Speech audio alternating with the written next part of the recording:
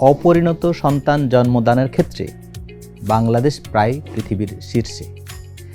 অপরিণত সন্তান আবার শিশু মৃত্যু বা নবজাতকের মৃত্যুর আরও একটি কারণ। কাজেই অপরিণত শিশুর জন্ম যদি আমরা কমাতে না পারি, তাহলে নবজাতকের মৃত্যুর হার কমানো যাবে না। অপরিণত শিশু হাসপাতালের বোঝা, একটা সংসারের বোঝা, এর পিছনে অনেক টাকা খরচ হয়, এর পিছনে খরচ করতে অনেক মাই পারে না। তো অপরিণত শিশুর জন্মদান প্রতিরোধ করতে হলে আসলে হচ্ছে একটি সন্তান ধারণের পরিকল্পনা করা দরকার।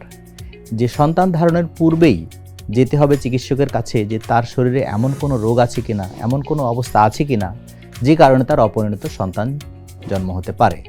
আবার গর্ভকালীন সময়ে অবশ্যই চেক আপে থাকতে হবে।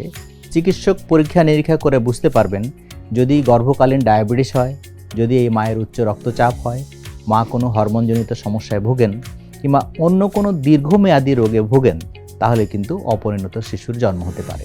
তো চিকিৎসক এই বিষয়গুলো খেয়াল করবেন। অর্থাৎ আমরা বলি যে প্রসব পরিকল্পনা করতে হবে যদি অপরিণত শিশুর জন্ম আমরা কমাতে চাই। অন্যদিকে দিন দিন একটা বিশেষ কারণে অপরিণত শিশুর জন্ম বাড়ছে। একটু আগে যে বলছিলাম যে বন্ধ্যাত্ব সমস্যার চিকিৎসা, বন্ধ্যাত্ব সমস্যার চিকিৎসা করতে গিয়ে একের অধিক 2 বা ততোধিক সন্তানের জন্ম হচ্ছে এখন বাংলাদেশে। সেগুলো কিন্তু সবগুলোই আসলে অপরিণত শিশু।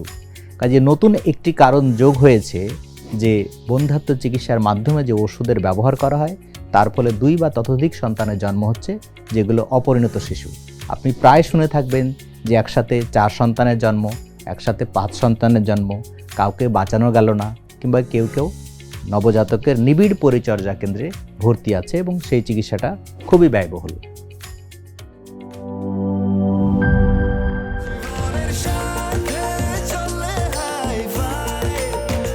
স্বাস্থ্যকর অল টাইম ফ্যামিলি কেক, সব সময় অল টাইম হেলদি লাইফ।